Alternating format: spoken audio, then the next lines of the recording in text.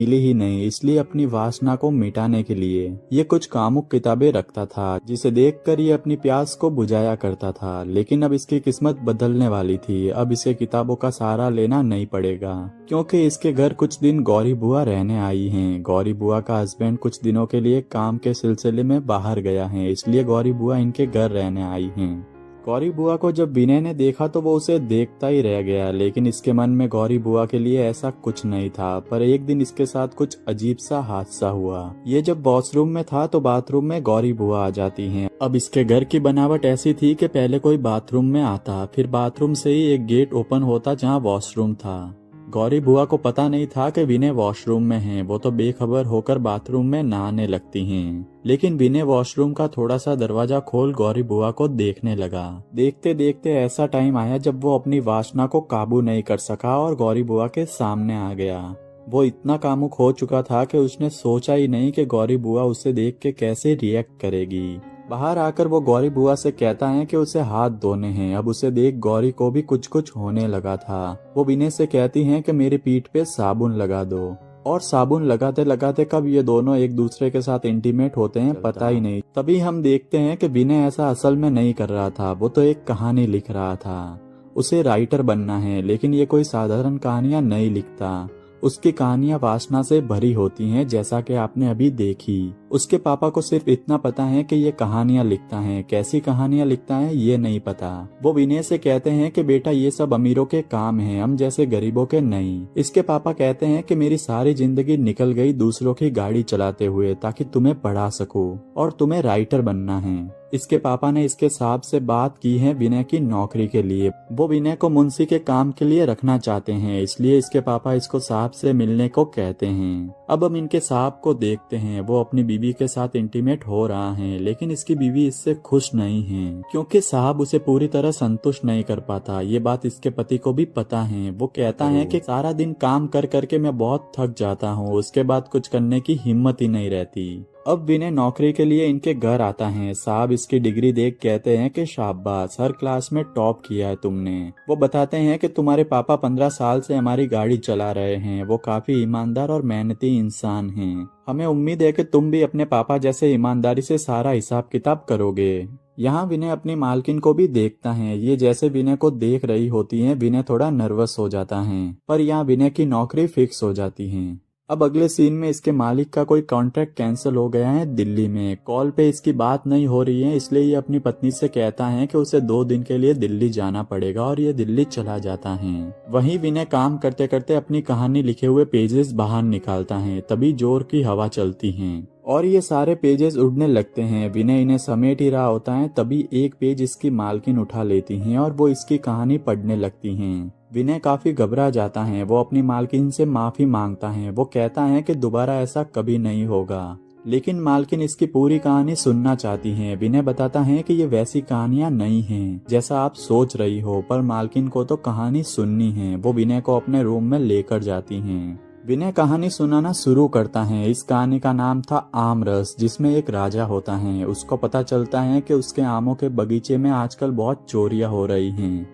राजा आम चोरी करने वालों को काफी कड़ी सजा देता है। तभी हम देखते हैं एक दासी राजा के कमरे की सफाई कर रही थी। वो वहाँ कुछ आम को देखती है और एक आम उठा के खाने लगती हैं। तभी राजा अंदर आ जाता है और दासी को आम खाता देख लेता है। वो इसके लिए इस दासी को सजा देता है, और सजा ये थी कि इसको अब राजा के साथ इंटीमेट होना था। ये दोनों यहाँ इंटीमेट होते हैं। विनय की कहानी सुन मालकिन भी कामुक हो जाती है। विनय भी उसे देख उसके साथ इंटीमेट होने के सपने देखने लगता है। तभी इसकी बहन इसे नींद से उठा देती हैं। विनय अब रेडी होकर काम पे जाने लगता है। इसके पापा इसे कहते हैं कि बेटा वहाँ पे मन लगा के काम करना, अपनी कहानियों के चक्कर में लापरवाही मत करना। विनय अब काम पे जाता है। इसकी मालकिन इसके लिए चाय बनाकर लाती हैं। वो कहती हैं कि कल की कहानी काफी अच्छी थी, आज कुछ और सुना दो, और विनय उसे एक और कहानी सुनाने लगता है, जिसमें एक दुकानदार उन औरतों का फायदा उठाता है जिनके पास इतने पैसे नहीं होते और वो उससे उधार सामान लेने आती हैं। ऐसे ही लाला के पास एक दिन कम्मो दाल लेने आई थी। कम्मो के पति की अभी तक सैलरी नहीं आई थी, इसलिए वो दाल उधार लेने आती हैं। लाला उसे दुकान में बुलाता है। वो उसे दुकान में टच करने लगता है, लेकिन कम्मो दूर हट जाती हैं। लाला कहता है कि अगर तुम मेरे साथ ये सब करोगी तो तुम्हें पूरे साल भर का राशन फ्री में दे दूंगा।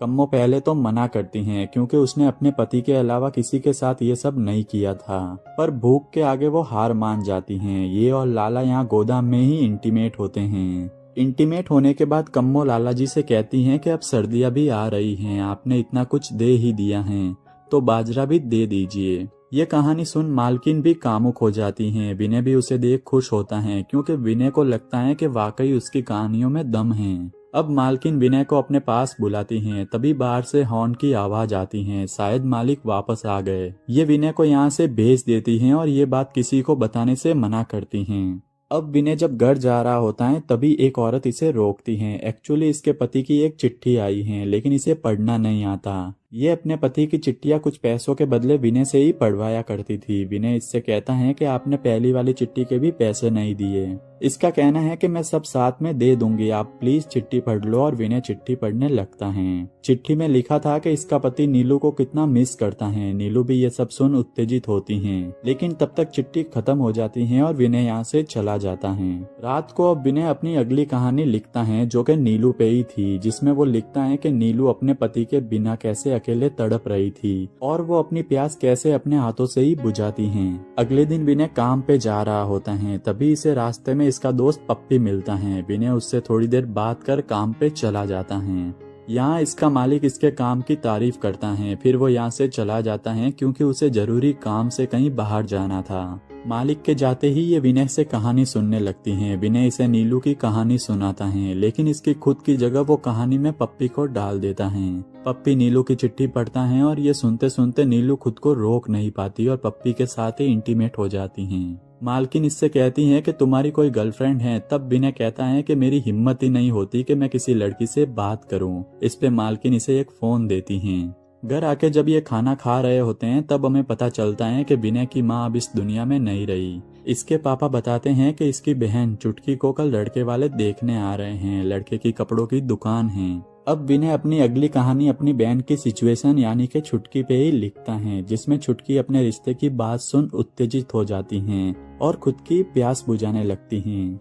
अगले दिन हम देखते हैं विनय के काम की छुट्टी है, लेकिन सुबह सुबह उनके घर गुप्ता जी अपनी बेटी के साथ आते हैं। एक्चुअली गुप्ता जी इन्हीं के मोहल्ले में रहते हैं और विनय उनकी बेटी को ट्यूशन पढ़ाता है। विनय जब उसे पढ़ा रहा होता है तभी उसकी किताब से किसी लड़के के फोटोज निकलते हैं। विनय इससे इस लड़के के बारे में पूछता है। ये बताती हैं कि ये मेरा बॉयफ्रेंड है और प्लीज इसके बारे में मेरे पापा को कुछ मत बताना। विनय अब इनकी कहानी जानना चाहता है कि ये दोनों कैसे मिले और क्या क्या करते हैं। शायद वो अपनी कहानी इसी पे लिखना चाहता हो। ये बताती हैं कि जहाँ ये पहले ट्यूशन जाया करती थी वहीं ये दोनों मिले थे, फिर इनकी बातें स्टार्ट हुई और फिर सब कुछ। ये बताते बताते ट्यूशन आई लड़की उत्तेजित भी हो जाती हैं, लेकिन तभी विनय के पापा आवाज लगाते हैं कि ट्यूशन का टाइम हो गया और ये यहाँ से चली जाती हैं। अगले दिन जब विनय काम पे जाता है तो हम देखते हैं कि इसके मालिक की तबीयत कुछ ठीक नहीं है। वो विनय से कहते हैं कि कल मैंने तुम्हें जो पेपर्स दिए थे उन पे अपनी मालकिन के साइन करवा के पोस्ट कर देना, उनका PWD ऑफिस पहुंचना बहुत जरूरी है। मालकिन पेपर साइन करने बाहर आती हैं। वो विनय को एक रूम में लेकर जाती हैं और एक कहानी सुनाने को कहती हैं और उत्तेजित होती हैं। इसकी अब आदत हो चुकी थी रोज कहानी सुन के उत्तेजित होने की।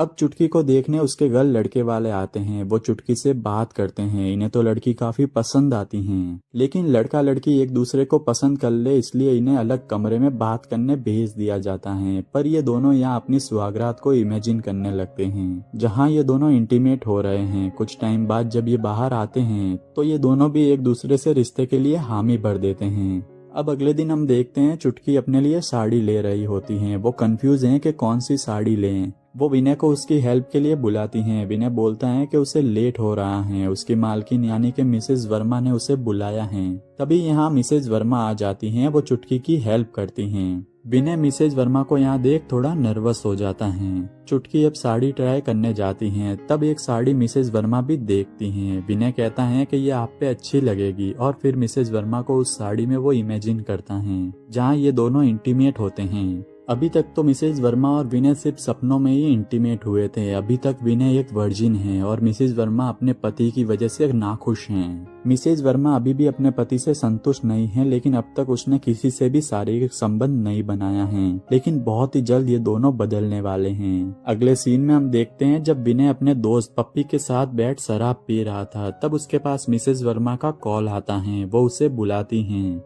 विनय जाकर उसे कहानी सुनाने लगता है। तभी मिसेज वर्मा उसे रोकते हुए कहती हैं कि आज नहीं, आज मैं तुम्हें कहानी सुनाऊंगी, वो भी हम दोनों की। फाइनली आज वो दिन आ ही गया जब मिसेज वर्मा अपनी प्यास बुझाती हैं और विनय भी अपनी वर्जिनिटी लूज करता है।